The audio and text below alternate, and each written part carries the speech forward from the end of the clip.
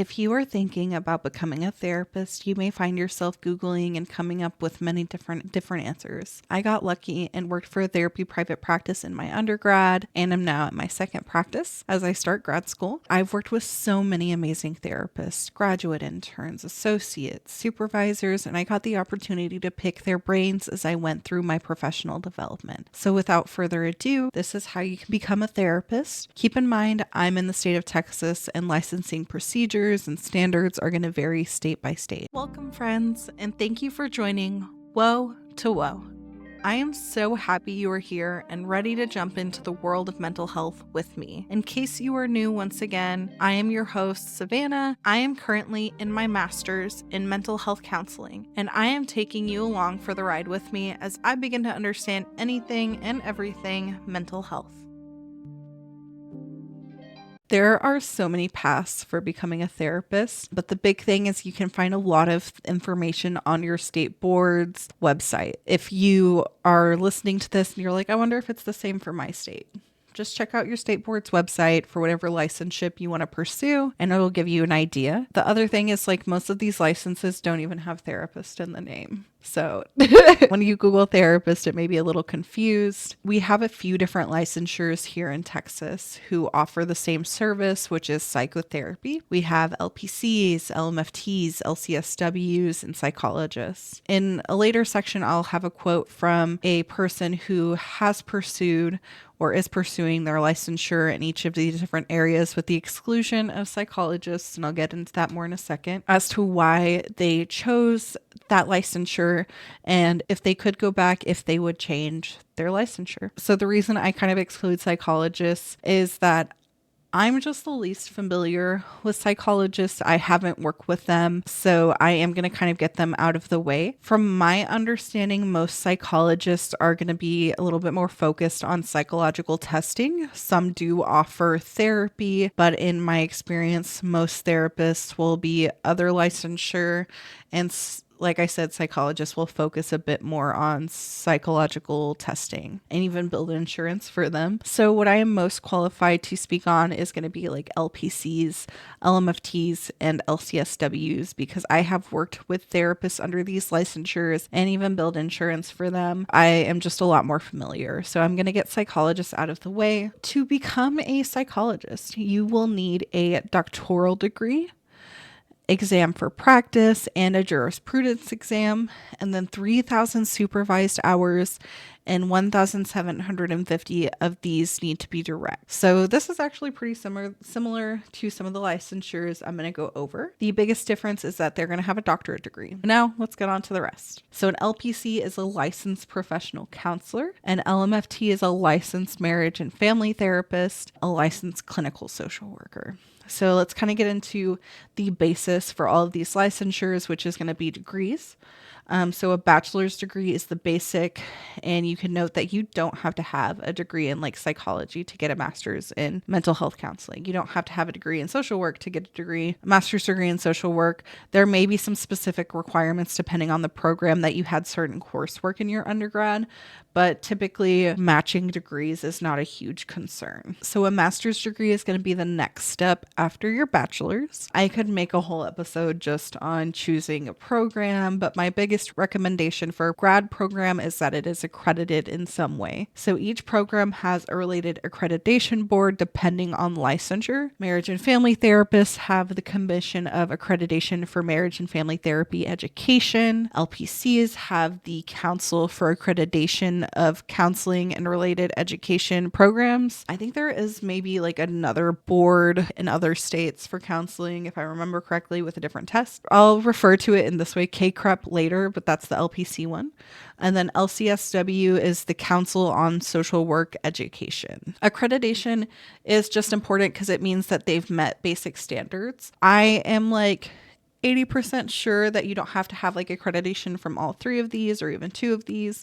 For example, my school is KCREP accredited, which is the biggest one here in Texas. I hear a lot less about like the MFT accreditation, and it seems like KCREP is a little bit bigger here in Texas as far as what schools pursue for accreditation, if that makes sense. If you have any information on this that you'd like to share with us, please share in the comments. I did a lot of research on this, but I would always love to be able to have more information, and also for the community I'm building here with Woe to Woe to have more information that may be useful. A big part of these master's programs is going to be the beginning, which is coursework, and then after coursework you'll move on to internship. So the reason I'm going to hit a little bit hard on internship right now is because it is a bulk of your work, and then also it is unpaid. You'll usually have 3 semesters of practicum / internship. So for me, I'm going to have 1 semester of practicum, which just means it's slightly less like client hours. And then internship, I will have 3 semesters because my program lets me split it up into 3 semesters, but most typically it's going to be 2. With those 2 semesters of internship, your client load is going to go up a little bit. I think it's going to go up to like 10. So that is quite a commitment from not just coursework, but you're also working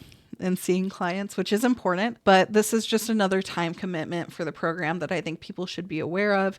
And also a commitment that, okay, you're probably not going to get paid for these hours. I know there's a push a little bit, like in my program, they do have some programs where you can be paid for internship, but it's, for the most part, the standard is that you're not getting paid for this. And then, of course, those hour requirements can vary by your university. This is just a huge commitment, and it's not to be taken lightly. Another notable thing about internship is that the majority of the time, your college, your university may have a list of places that are approved, but that doesn't mean those places have to take you as an intern. Seeking internship is kind of like looking for a job. You're going to submit your resume, you're going to go through the interview process, and depending on where you are, you're not only competing with other people in your program, you're competing with other programs in the area. So like I'm in San Antonio, so there's like 4 universities with counseling programs here in the city. You're competing with all those other people and online students. That's just something to keep in mind about how that process is going to work, because it's not always talked about. You complete your coursework and you complete your internship, and wow, you did all that work and you even got a degree. Guess what? You're still not a therapist. Now you have to complete licensing exams. So each licensure has a different exam they have to take and a different process for getting licensed. So before we get into this, let's cover the term associate. Your associateship is basically, the way I explain it to clients when I'm booking them, because I do book for associates, is it's our version of residency. It's basically a 2-year period where you are still under supervision of someone, and you have to complete X amount of hours and X amount of supervision before you can be fully licensed and no longer have to have a supervisor. For LCSWs, my only caveat to this is they don't really use the term associates. An LCSW who isn't fully licensed is just a licensed master social worker. So they can still do social work. They just can't like practice alone in a therapeutic setting. So the exams that you're going to have are going to be for an LPC, your National Counselor Exam. Of course, this is here in Texas. I know there's another one somewhere else. And this can be completed toward the end of your program or after. So I could take, this is the licensure I'm pursuing, so it's a good example for me. I can take this exam right at the end before I even graduate, or I can sit for it afterwards. And I know you get like a certain amount of attempts, and it has to be a certain amount of time before you try again. So that's our exam. For LMFTs, it's the Association of Marital and Family Therapy regulatory exam. And this is taken prior to associateship, pretty similar to an LPC. Then the biggest difference is going to be for LCSWs. So you take an exam to be a licensed master social worker, and then you take the Association of Social Work Boards, which is an exam after you've completed like your associate hours to be a clinical social worker. Again, associate isn't the term they use. So social workers just have like a slightly different process, and I'd say they differ from LMFTs and LPCs. Now, oh my gosh, you've been through so much. Are you a therapist yet? Kinda, but not really. So we talked about associateship, and this is again like a period where you're under supervision. During this time, some key notable things is that you tend to make significantly less than a fully licensed professional, which kind of sucks because you have a whole degree and you've worked so hard, but there is this period where you're making slightly less depending on your position. And then also you have to typically pay for supervision. So unless you work at a place where you have your supervision kind of rolled up into your employment, you typically have to pay for your supervision. So this can range from like $100 per month to where like I know someone who charges like $150 per month, which I think is it's too much. There's a happy medium. But yeah, this supervision is something you typically pay for while you're completing your hours, and they have to sign off on all your papers to make sure you can apply for your license. So the requirements for those hours are going to be a little different per licensure. Again, for an LPC, that's going to be 3,000 hours, with 1,500 of those being direct and the other 1,500 being indirect over at least 2 years. For LMFTs, it's 3,000 hours that are direct, and then 750 of these specifically must be couples or family therapy since they have that specialization. Then 200 supervision hours on top of that, with at least 100 individual supervision hours. So back to LPCs a little bit. So direct would be those hours with clients, and then 1,500 indirect would be like working on client things, working with your supervisor, things like that. Okay, now back to LCSWs. You have to complete 3,000 hours of clinical experience and 100 hours of supervision. That is that licensure requirement that I kind of talked about. And then again, you have to, at the end of this, you're applying for your licensure, you're providing all the documentation you need from your supervisors, so that way you can send it to the board and they'll approve your license and you're good to go. One note for Texas on associates, that at least for LPCs, you can own your own business as an LPC associate. You still have to have a supervisor, but you can own your own business and work on your own, which I think is interesting. I do have a friend who did that.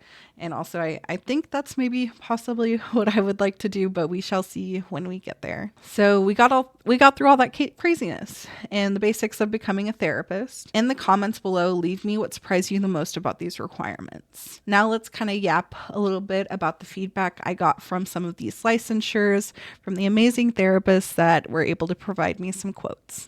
Our first quote is going to be from an LPC. Her name is Brooke, and she's the owner of Through the Mirror Counseling.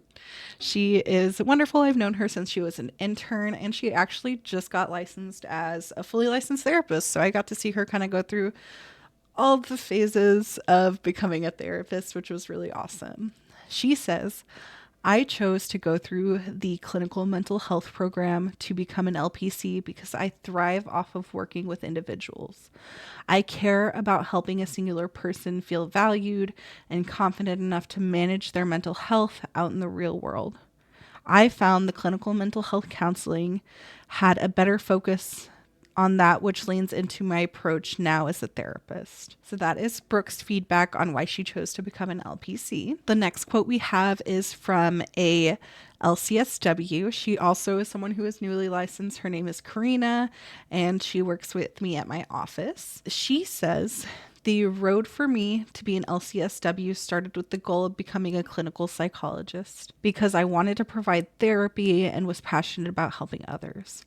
Once I realized how much schooling was involved and that I would have to take the GRE, I opted to become an LCSW because I didn't have to take the exam to start and there was less school involved. I can't say that there was anything I would have done differently because I did the best with what I had at the time. So that's a little bit on Karina, and hers is just a little bit more situational. And then lastly, the last two quotes I have are going to be from a couple of licensed marriage and family therapists that were kind enough to provide me with quotes. So the first one is from Margaret Bean. She's an LMFT supervisor.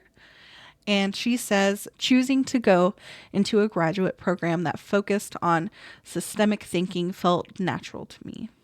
I always felt like I would find patterns and connections between others, so I was excited to bring that into my work as a therapist.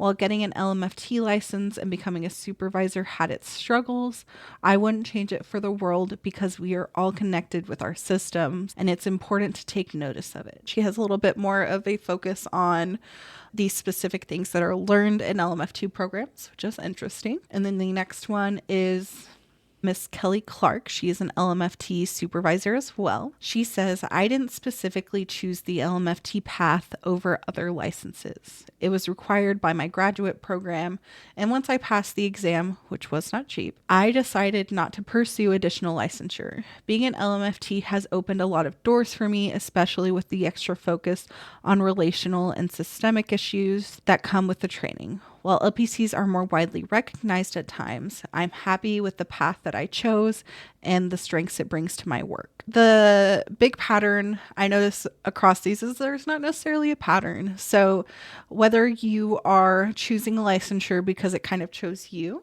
or you are choosing it because of some of your specific interests, this licensure is really just the basis for which you are going to go forth and build your professional identity. The thing I really love that these quotes display is that don't get too caught up on your licensure. There's going to be a lot of amazing things that come from each one and they may align with you. And that's definitely to take into account. But if you're in a place where you only have access to one program, that's okay. If you're in a place where maybe this program or this licensure is a little bit easier to obtain, that's okay. In the end, we are all going to be giving therapy services. And then I do even know LPCs who went on to specialize in couples or LMFTs who work mostly with individuals. It's really up to you what you make of it after you're licensed. The thing I do love about this field is that no matter what licensure you're in, a big key part of becoming a therapist is that you're constantly learning and growing. This licensure and your education is a huge baseline, but the things you learn and pursue after that is so much more important to who you become as a therapist and what you specialize in, if that makes sense.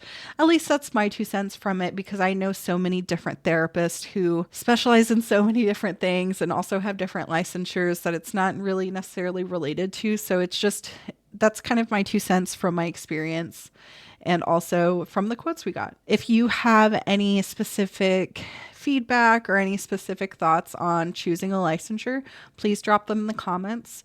The big goal of Woe to Woe is build this community of people who are interested in mental health or maybe pursuing a career in mental health. And the more information and resources, the better. So I would love for y'all to engage and just provide that to the community if you are able to. That's all for me, guys. It was nice chatting with you, and I will catch you next week.